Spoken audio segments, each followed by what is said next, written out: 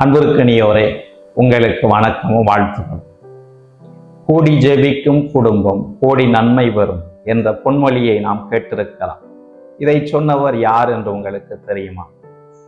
Patrick bison என்ற அருள்பணியாளர்.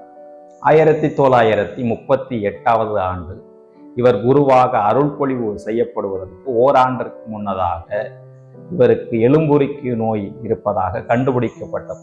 மருத்துவர்கள் இவரை பரிசோதித்து பார்த்ததற்கு அவ்வளவுதான், இவருடைய வாழ்க்கை முடிந்து விட்டது என்று கைவிரித்தார்கள்.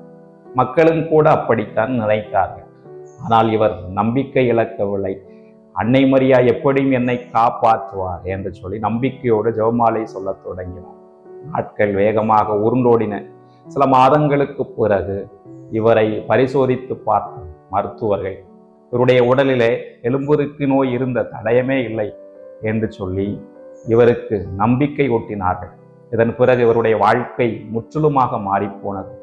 எந்த அன்னை என்னை ஆபத்திலிருந்து காப்பாற்றினாரோ அவருடைய புகழை உலகெங்கும் பரப்புவேன் என்று சொல்லி இவர் குருவாக அருள்பொழிவு செய்யப்பட்ட பிறகு மரியன்னையினுடைய புகழையும் பெருமையும் எங்கும் பரப்ப தொடங்கினார்.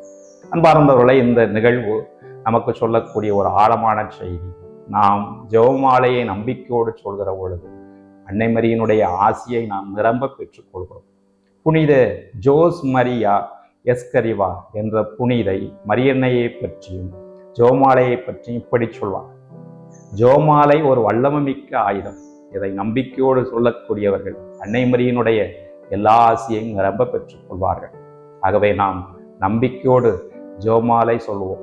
அன்னையினுடைய எல்லா ஆசிகளையும் நிரம்ப பெற்றுக்கொள்வோம்.